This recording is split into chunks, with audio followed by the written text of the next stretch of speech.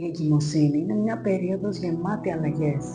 Το σώμα σου δουλεύει ασταμάτητα, δημιουργεί τη ζωή και συχνά κουβαλά ένταση, βάρος, κούραση. Αν είσαι έγκυος και χρειάζεσαι μια στιγμή για σένα, ανακούφιση στη μέση, στα ισχύα ή απλά μια βαθιά ανάσα, είσαι στο σωστό μέρος. Σήμερα θα σου δείξω 3 ασκήσεις prenatal yoga για να ανακουφίσεις το σώμα σου και να συνδεθείς με το μωρό σου. Βρες μια άνετη καθιστή θέση πάνω σε μαξιλάρι ή τουβλάκια. Κράτα τη σπονδυλική στήλη ευθυγραμμισμένη και με την εισπνοή φέρε το δεξί χέρι ψηλά. Με την έκπνοη πλαγιάζεις ολόκληρο το σώμα προς τα αριστερά.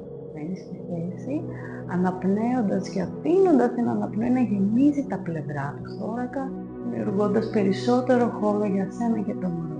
Μένεις στη θέση για 6 με 8 αναπνοές.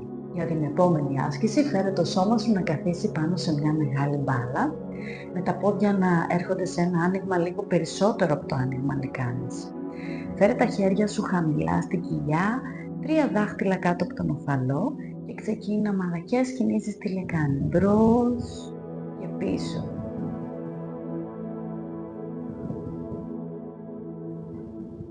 Πλάγια, αριστερά και δεξιά. Και κυκλικά.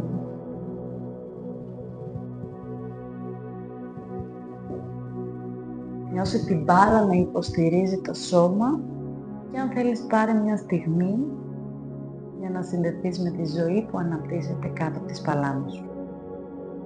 Φέρε τώρα το σώμα σου σε πλάγια θέση στα αριστερά, υποστηριζόμενο από μαξιλάρια. Άσε το βάρος σου να πέσει. Δεν χρειάζεται να κρατήσεις τίποτα. Φέρε το δεξί χέρι στην κοιλιά και άσε την αναπνοή να απλωθεί μέσα στο σώμα. Αυτές οι ασκήσεις ήταν ένα πολύ μικρό δείγμα του πώς η prenatal yoga μπορεί να υποστηρίξει το σώμα της γυναίκας στην εγκυμοσύνη.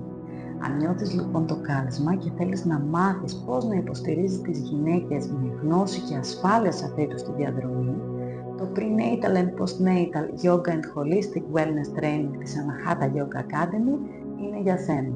Ξεκινάμε 31 Ιανουαρίου.